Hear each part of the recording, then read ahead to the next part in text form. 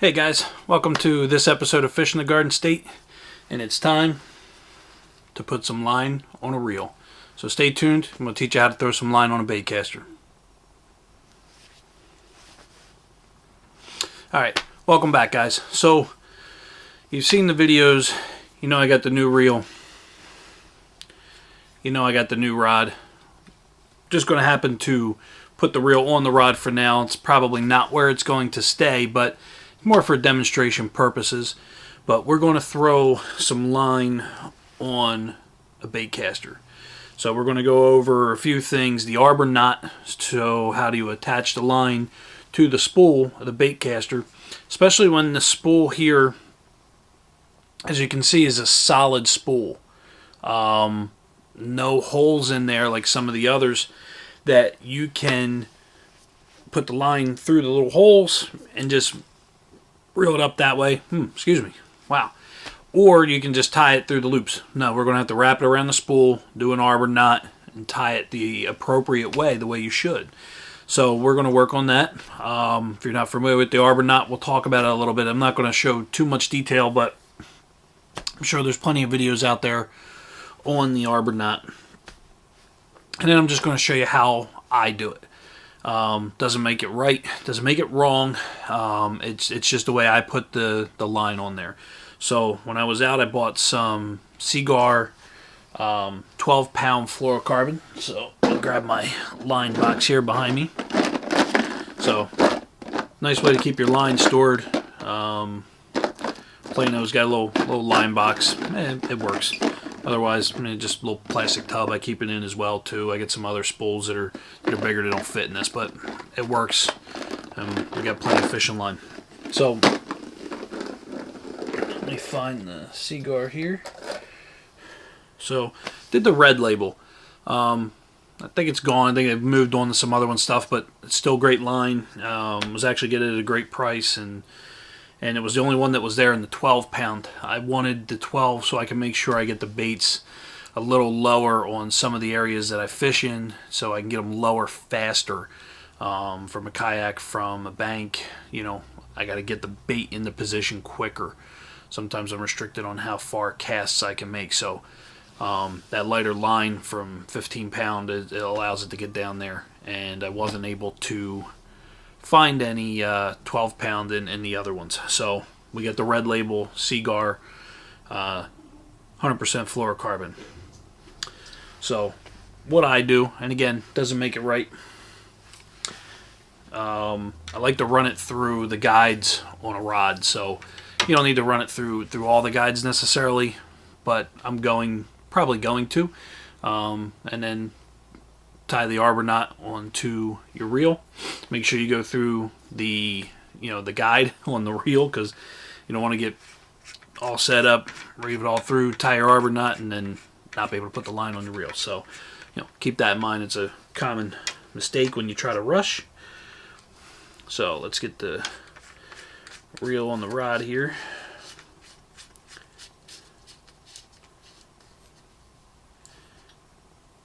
Now, I have to say, not for nothing, that looks pretty darn nice on this rod.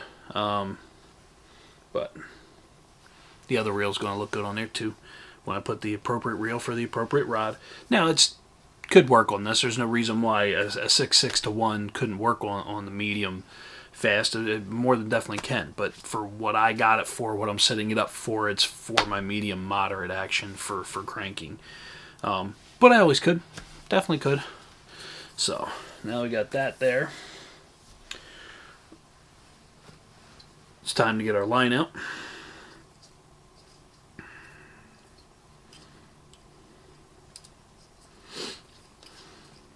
And we're going to run it down the eyes and the guides of the fishing rod.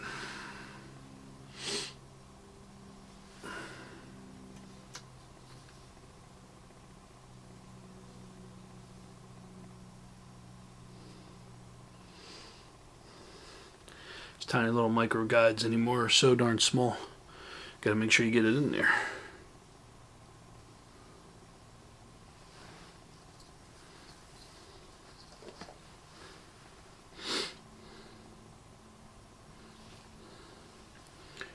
And then basically, once you got it in, the arbor knot's basically a series of 2 overhand knots. Basically, you tie an overhand knot, then you take the tag end, you tie an overhand knot on the end of the tag end so that way it can't pull through the first overhand knot when you cinch it tight. And then basically reel it home, bring it in, and get the line on your spool.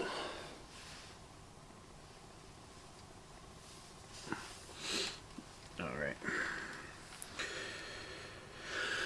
So again, very important, through your guide and pull your line through. Now at this point I like to go under.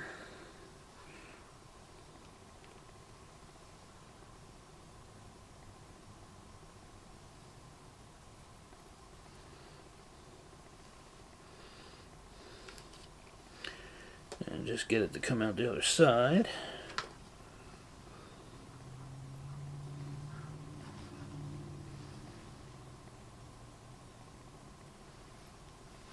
It would be nice if I could get it to come through. Oop. So, technique, it's tricky. Honestly, I have to say I like the holes in the spool a little bit better, but that's alright. We will get it in the end.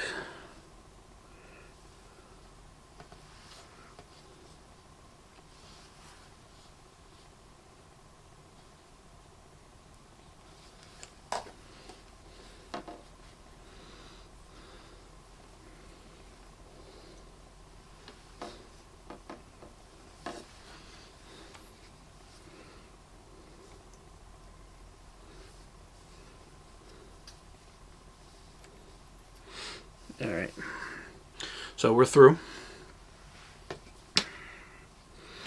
And now what I do is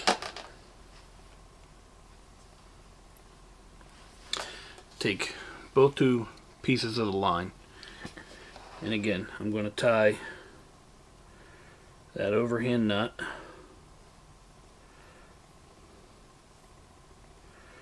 and then I'm going to tie the overhand knot on the tag end.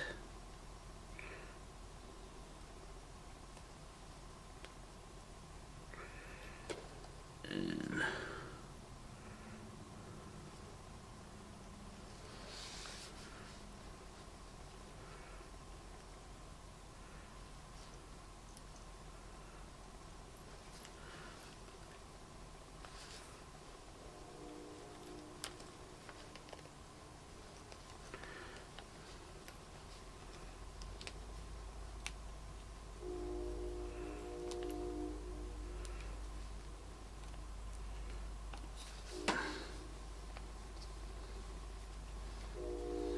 cinch it down,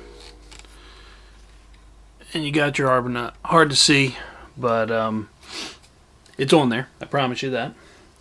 And the one thing I didn't grab, I'll grab my scissors and clip off that tag in, so hold on right there.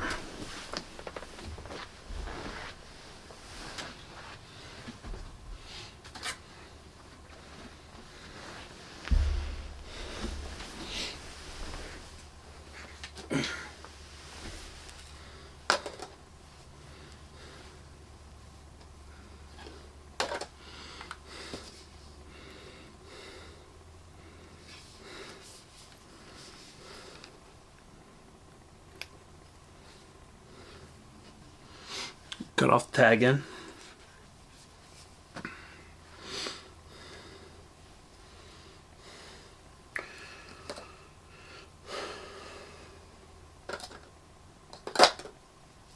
Now what's nice about this little box is I can now reel it and the spool will just spin right inside that box.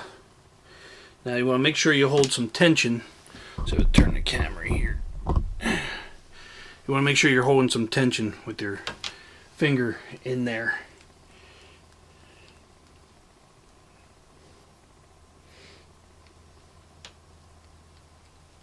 And we just want to get that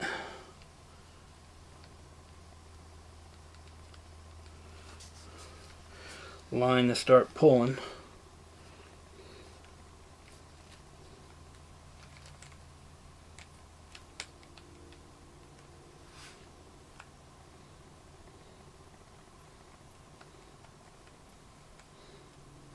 Kind of started a little bit by hand. Just because that arbor knot, sometimes the spool just spins around in it. So I'm going to stand up here. Going to hold that in your fingers. And it's not spinning in my box. Well, I want it because it's stuck on the joint. So we're just going to toss it over there. So you're going to hold that in your fingers. And we're going to reel it in.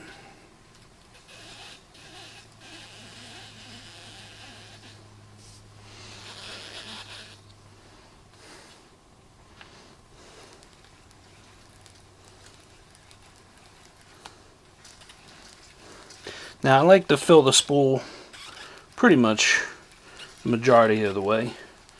Allows for the line to come off a little easier, make longer casts. Just be careful when your line's coming off your spool. Fluorocarbon sensitive. We want to make sure we don't get no nicks in it. It's catching a little bit on me, so gotta make sure it comes off smooth.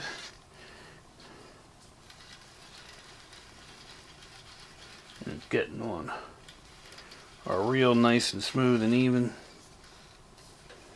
which is the goal. So once you get it all spooled up and you're ready to go, so stay tuned. I'll let you know when we're spooled up and ready to go.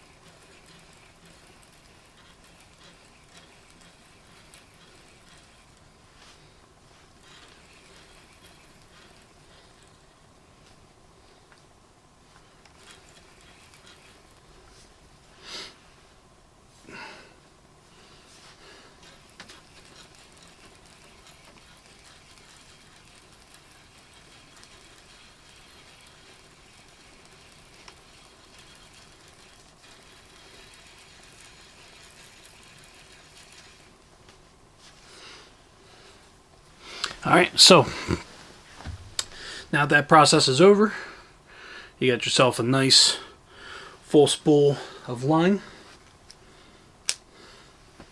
Clip that off and you're ready to go fishing.